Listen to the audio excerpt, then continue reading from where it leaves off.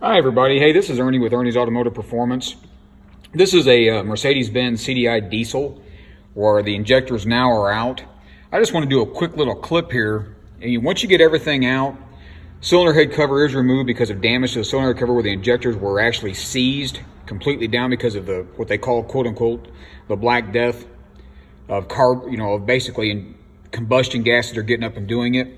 One thing you want to use when you get everything ready to go is you want to get you like a engine brush kit, because the whole purpose of this is to get down into these holes and actually clean the areas up, so when you go back together with it, all that carbon that's in there is taken out.